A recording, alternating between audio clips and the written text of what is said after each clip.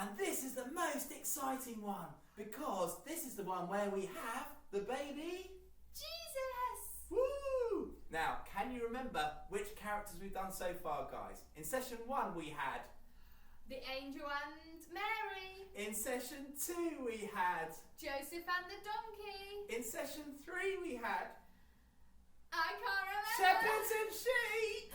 Oh, I hope you guys are better at remembering than me. And session 4 we've got Jesus and your favourite bit, Vicky, because it's the eating one. We are making the stable out of gingerbread. How amazing is that? Stay tuned to find out how you're going to do that at home. But before that, who are we hearing our story from? We're hearing from Darcy, Joe and Hannah. So in part 4 of the Nativity story, we are going to be looking at Jesus and the place where he was born. We're going to read this story, Darcy. So it says, when they arrived in Bethlehem, it was very busy and the only place they could find to sleep in was a stable. What's in the stable? Cot. Little cot, and can you see there's a sheepy? Sheepy and donkey? Fluffy. Yeah, she's on the donkey. Mary. It says, that night the baby boy was born. Mary and Joseph named him Jesus. Say Jesus. Can you show them where baby Jesus is? Baby. Oh, have you got your baby in there? Oh, can you show everyone your baby? Oh, there we are. Because they wrapped Jesus up, didn't they? Should we find a blanket? Wrap Jesus up. Wrap Jesus up. Okay. Oh, and can we put Jesus in the cot? That's it. Very good. Hi guys, it's session 4. Today we're going to be making a Jesus and a stable for him to go in. For making our Jesus, he's got a little manger, and to make that you'll need 4 lollipop sticks, some string, 2 squares of brown paper, a brown pen, and your Jesus printout. These should all be in your packs, and then from home you will need some glue, some scissors and some other colouring pens. The first thing we're going to need to do is colour in our sticks so that they are nice brown colour.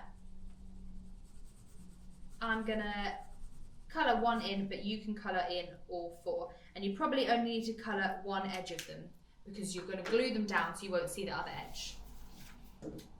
We're going to glue them onto our brown pieces of paper. I will glue 2 of them crossing over each other to create a manger shape. So glue one like that and pop some glue on the other one. This is probably going to be quite a messy one. You might get glue on your fingers. And I'm going to place them crossing over just like that. Now, in order to make sure that when I do it the second time round they're in the same place, I'm going to cut this one out. You can just cut roughly straight across the top and back down the other side. And then I'm going to place it on top of my other brown piece of paper and cut around it again, holding it in place so that I know it will be the exact same size. And now that I know how big it needs to be, I can stick my other 2 sticks on this one as well. Once you have got your 2 matching pieces of brown paper with brown sticks glued onto them, you're going to attach them together with the sticks on the outside. You only need to add a bit of glue down each edge. Don't stick them in the centre, just stick them at the places where the sticks are. With our manger made, we're going to colour in baby Jesus to go inside.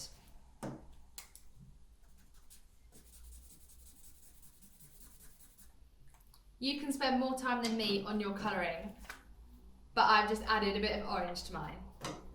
Then cut him out carefully around the oval shape. You should find that your Jesus slots right inside your manger. Just like that.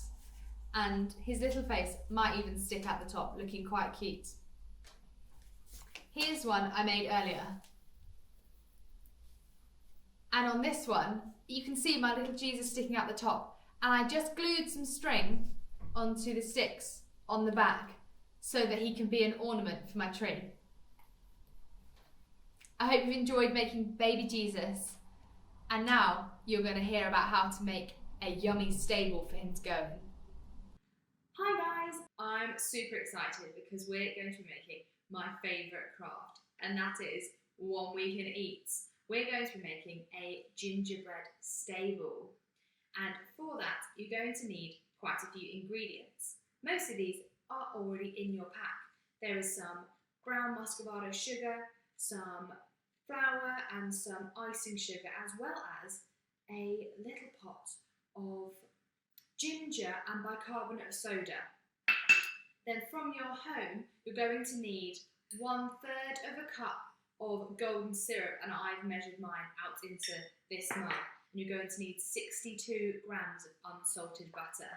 If you would like to repeat this recipe again, or just make this recipe without having a kids pack, then these are the ingredients that you're going to need and all of the measurements.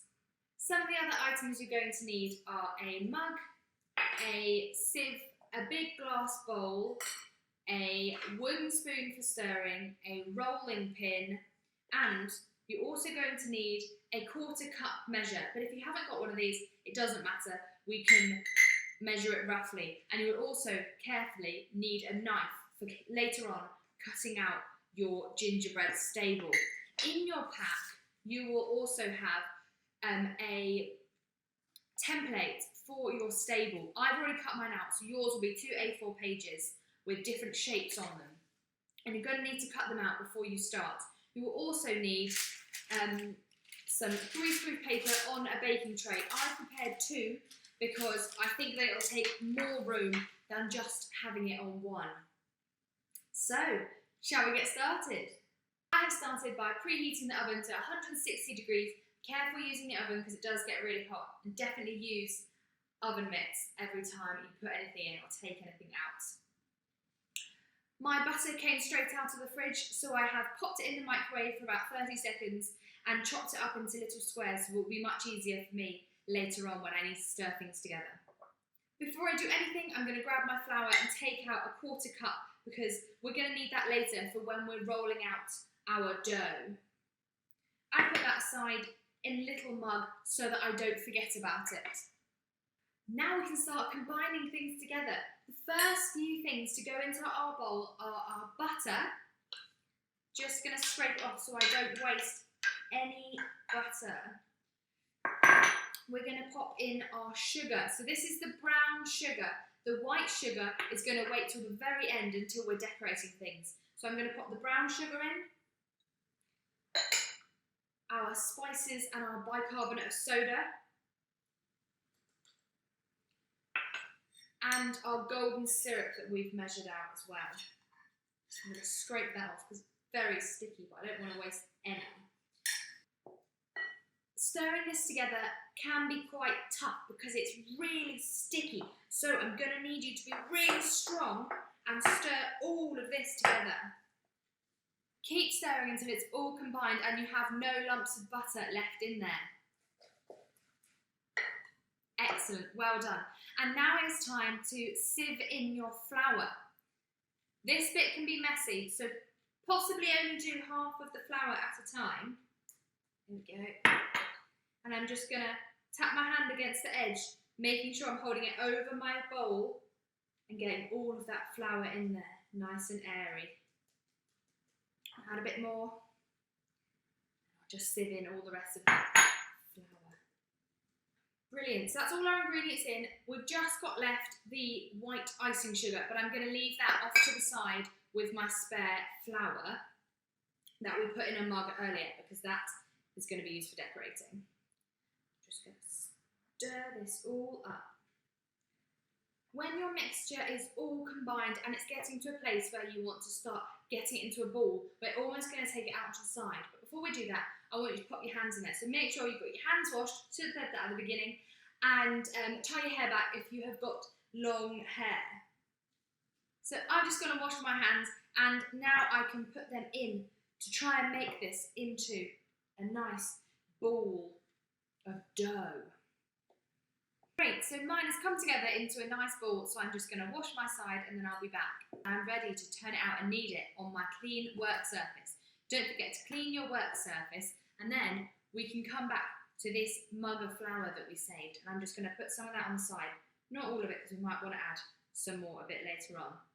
And then I'm going to spread it out and pop my ball of dough out onto the side. Some of the bits got left behind, but that's okay. You can just add them to your dough and squeeze them onto it so it all starts coming together.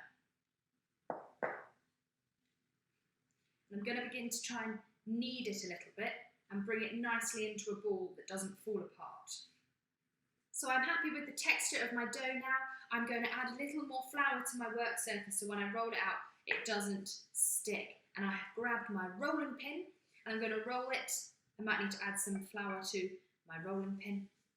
I'm going to roll it until it's about 1/2 centimetre thick. Excellent, so I'm pretty happy with that. And now I'm going to grab my templates. The templates that you should have are a star, 2 walls and 2 roofs, and then a back piece that looks like this. Don't pop it in the oven until you've cut all of your pieces out so you can ensure that you have enough dough. If you don't have enough dough, maybe you just need to roll it a little bit thinner. The star is not essential to the stable shape, so if anything, then maybe don't cut out the star. Or, if this is too tricky, just grab some of the cookie cutters you have in your cupboard, or just make some fun designs and cut out whatever shape you'd like. So I've been able to fit on most of the shapes with my first time rolling out, so I'm going to grab my knife and carefully, holding them still, cut out around the shapes that I'm happy with. Once I've done that, I'm going to grab a spatula or something like that to pull them off of my work surface and onto my trays. Then all of the outside bits can be balled up again and rolled out to make the last few pieces that I couldn't fit. Now that I have cut out around all of my shapes, I can grab a spatula and transfer them onto my baking trays.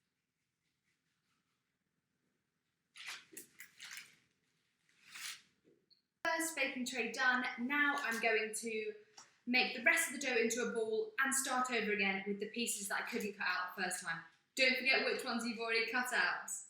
I have a little bit of extra dough, so I'm still going to cook that and then I can just nibble that on the side.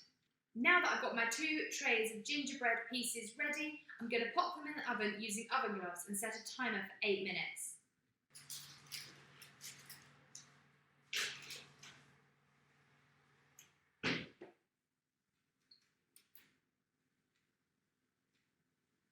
Whilst that's in the oven, why not do a bit of clearing up?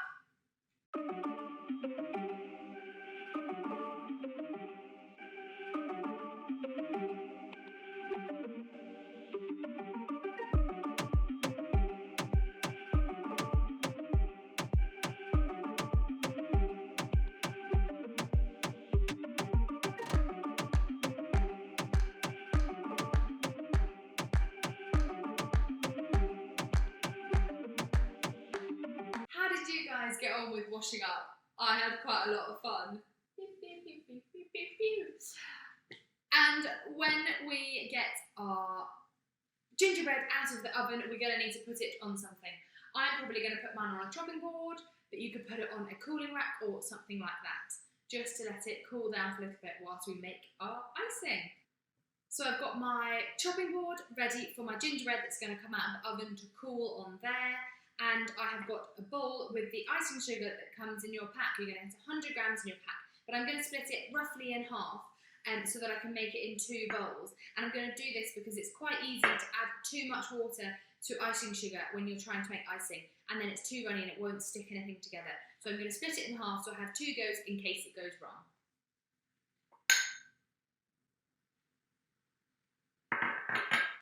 I've just heard the oven beep. Should we check on it? So I've got my first tray out just to check to see if it's done, and it is browning around the edges, which looks perfect. And when I push gently with my finger on it, it springs right back, which is how it's supposed to be. If it doesn't quite spring back, you could give it another minute or so, but mine is ready to take out of the oven. I'm going to use my spatula from earlier and carefully take it out onto my chopping board. It will still be soft, which is why we're taking it off of the tray and leaving it to cool before we start assembling it. It will go harder as it cools. I've now taken all of my gingerbread pieces out of the oven and popped them onto this chopping board to cool down, and I'm just going to set that aside whilst we make our icing. I've got half a bowl of icing sugar here, and I'm going to pop a tiny bit of water into it. Tiny bit of water, because we don't want to make it too runny. Once I've added that water and completely combined it around, then I can add more if I still need to, but only add a tiny bit at a time. I've done that with this one, and it's become a nice consistency, not too runny, but it's icing. And if you go past this point and it becomes too liquidy, then that's why we've got our reserved icing sugar that you can just add to that and thicken it up. But it's harder to make it thicker once it's gone too thin. My pieces have cooled down now, so I'm ready to start decorating before we can put it all together. I'll put this piece onto a plate to make it easier to get to, and then, if there's someone doing it with me, they can do another piece at the same time. I've just used a spoon and a bit of icing to add some nice roof tile shapes onto this piece, because it's going to be the roof piece. If you can't remember which piece is which, then just refer back to your template, and it shouldn't have grown too much in the oven so that you can't tell which is which. I have added some little tile swirls onto my roof, but feel free to get creative and do whatever you want. You could even put some sweets on there if you have some of those. I'm not going to decorate all of my pieces right now, but I'm sure that you can get creative at home. To start assembling, I suggest you assemble the back and the walls before you put the roof on, and make sure that that is nice and dry. In order to stick your pieces together, this is where our icing comes in again. Don't be afraid to put quite a lot of icing on the seams, doing one at a time. Put all the icing that you'd like, and then lay the next piece where it's going to go. When I build gingerbread, I quite like to use heavy soup cans and different cans of food to help it stay in place whilst it sets, so that I don't have to stand here holding it for ages. And this is a picture of how I did it last time. I'm not going to stand here holding it now, but I'm sure that you can figure out how it goes together from these pictures. And decorate as you please, add some sweets on the top, and as they say on Blue Peter, here's what I made earlier. As you can see, I only decorated the roof, but I did put some sweets along the top, so maybe you could get creative and pop some sweets on like that too. The back piece of mine is plain, but that's quite a lot of space that you could make look really pretty. And it doesn't matter how it looks. As you can see, my roof is slightly caving in as we speak. If it's too tricky for you to try and make a stable shape, then don't worry. Just decorate pieces and enjoy eating them. I popped some sweets on the star that I decorated too. And I guess I can't make that float in the sky, so I'm just going to have to eat it. Bye guys!